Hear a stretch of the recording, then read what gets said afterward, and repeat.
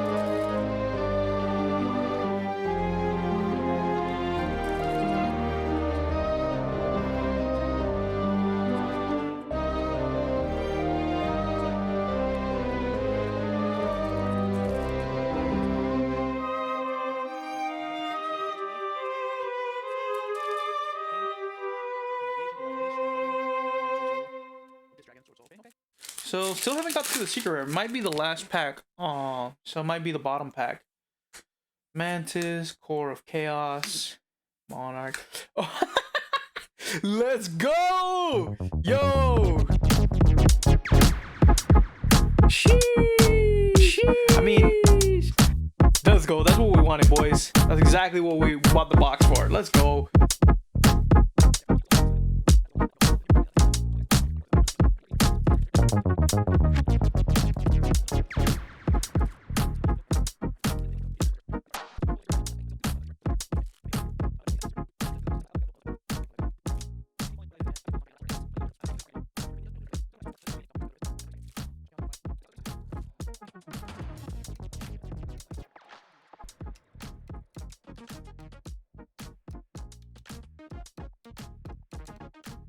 Alright guys, here's the deck profile.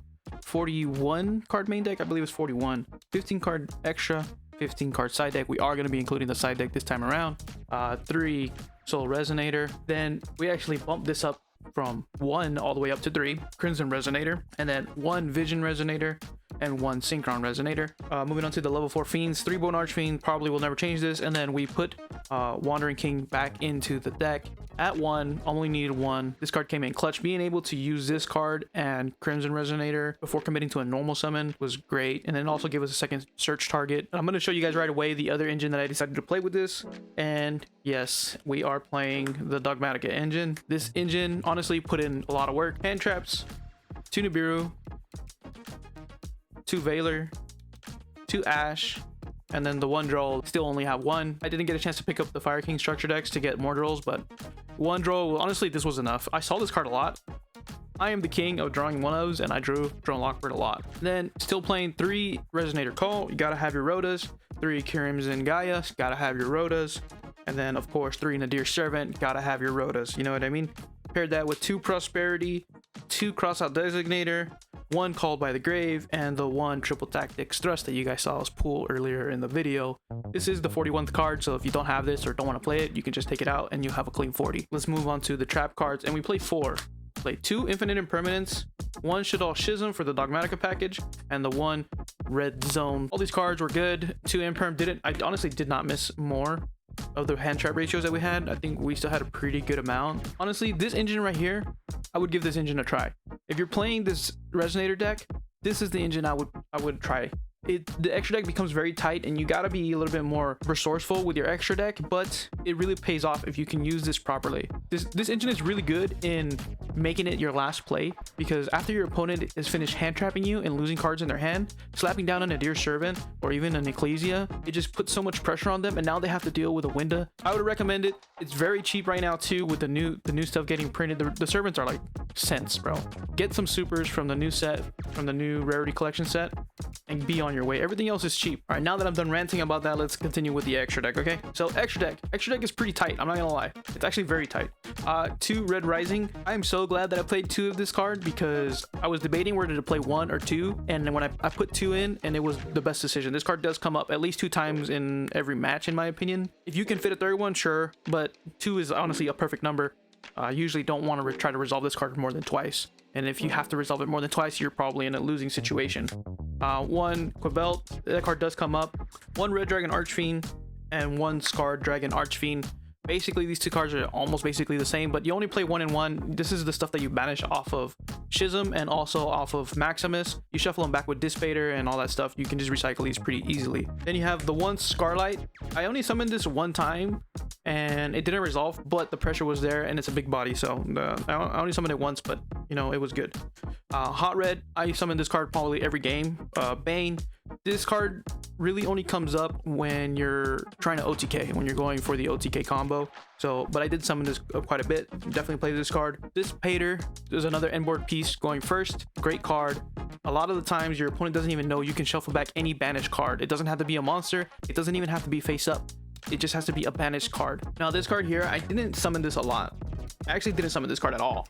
This card could probably be something else. In theory, it's good against like certain combo decks. Moving on to, I guess, the Dogmatica stuff. 1 Shaddoll Winda, still a great card. A lot of decks can't out this card. Apkalone. Apkalone is just, you know, how you get to Schism. This is the one you usually dump off of Nadir Servant. Then Construct, Titanic Clad, so that you always have that Fleur-de-Lis in the hand depending on how you set up your board.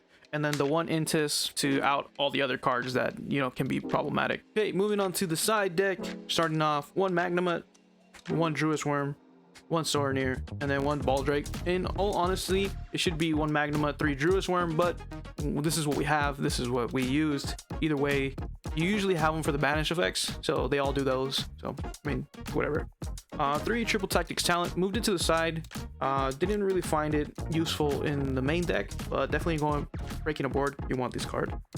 2 Lightning Storm for the back row stuff. Evenly matched for those combo decks, as well as the back row decks. The 3 cards that I never sided in, probably because I didn't see Pearly, which was Kurikara. This probably should have been something else, but in theory it was good because Pearly is probably your worst matchup. They just put everything to the bottom of the deck, and you want to make sure you can out all that card. Noir is just it's a punk. Okay, so that's what we have that for. That is the deck profile. Let me know if you guys would change something. If you're gonna test out the Dogmatica engine, I would recommend it, and then let me know basically how that goes, guys.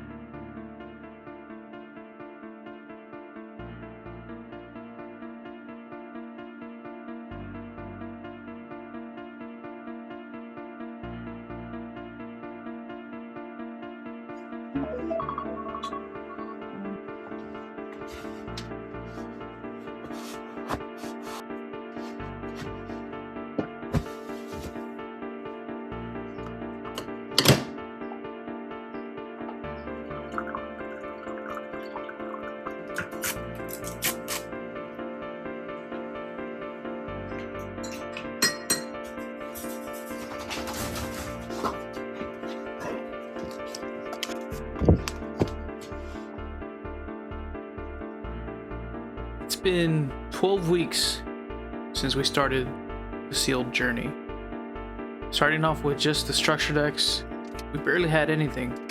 Battle Fader was our best card. But 3 months later, we find ourselves with the biggest challenge yet. And that is, can we, in fact, top a regional, a major event in the Yu-Gi-Oh community? We've opened packs, built our deck, traded for staples, tried out engines that we may or may not even have anymore. 12 weeks in, and it's almost like we're still playing a brand new deck. It's one of them sand ones. I've had so much fun making these videos for you guys, and I hope you've enjoyed them just as much as I have, and you can see the potential in them that I do. They got escalators here, man. They know what's up.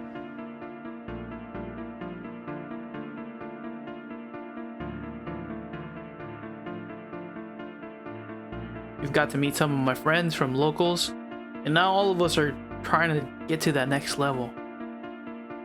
You know, being the best there ever was. It was a long drive to get to regionals, but we made it.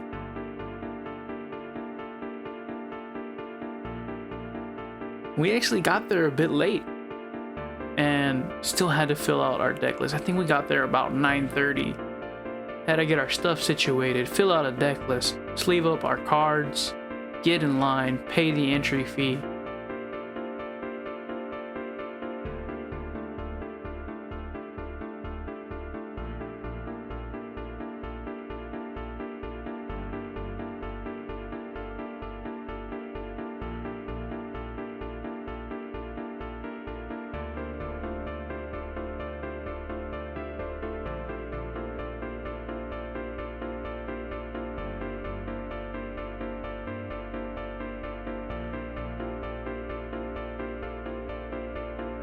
This is the journey. Hope you guys enjoy. I'll see you in season 3.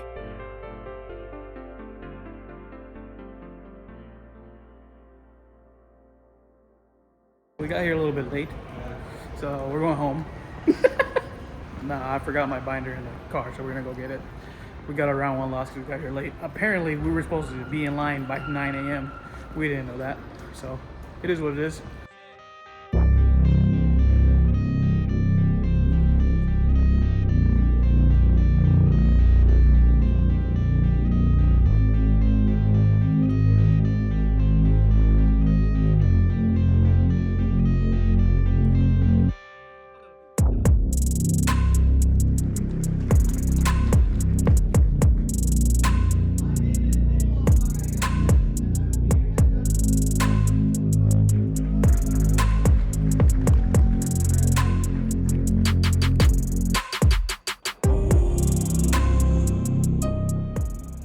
So round 2, we ended up losing to Tier Lament game 3. It is what it is.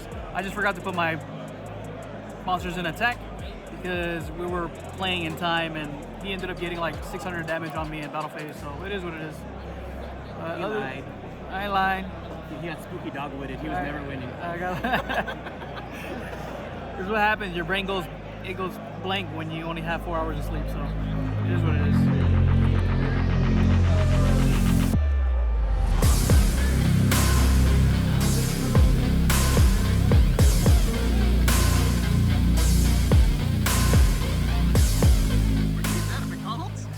Alright guys, so round 3 we got the dub playing against, it was like Adventure Synchron, something like that. He's doing like the Hyperion lock and drew like 85,000 cards and all that stuff, but we ended up getting it in game 3. So far that the deer package is working out really well. I really like it in this build. So I'll see you guys in round 4. What are you playing? Centurion. Centurion. He just lost to it. Oh, I'm sorry. He's like, what do you do? Pray they don't full combo? They synchro summon once, and then they synchro summon again on your...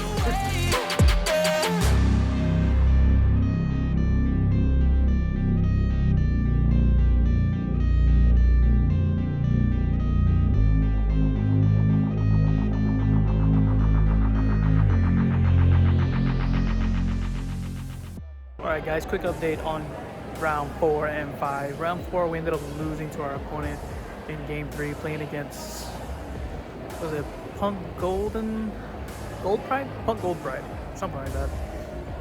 Just, I forgot a couple of effects in game 3. It is what it is. It happens. Round 5, we got the dub.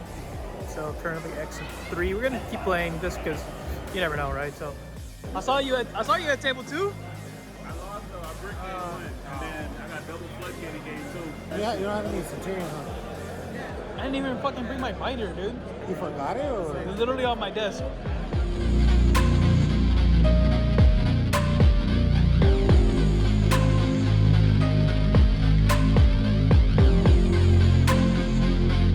How you doing, bro?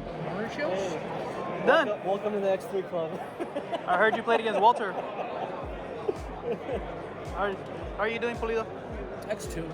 What? Sauce is working. Good Guardian. Too good. Gotta go to rallies.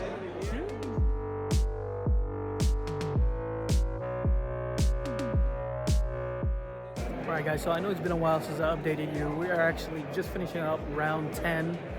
And unfortunately, we lost our last round. We actually went X4. We're fighting for our lives all the way at the end. But our opponent was playing Floodgate.deck, Labyrinth, the old school Labyrinth deck. And then he eradicated us, and that was basically it.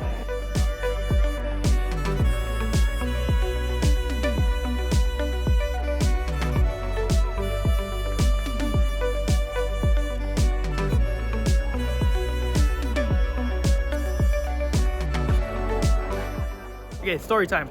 So, what I said earlier about losing the last round 10 in time, I remembered maybe about 5-10 minutes ago that we actually had a time extension that round, because we got into a debate because apparently he didn't have an extra deck, and I was trying to activate the effect of Maximus. So I just wanted to make sure, so we called the judge. The judge couldn't give us a ruling, so he had to talk to somebody else. But the point is, we had a 2-minute extension past time. I was down by 50 life points, and I was winning in that game state. So definitely could have. I mean, I can only blame myself, man. I ruined it. Could have had it, boys. But it is what it is. Tomorrow's a new day, and I'm officially going on hiatus. So stay tuned for season 3 if it ever comes. But it's been a very fun ride. Peace.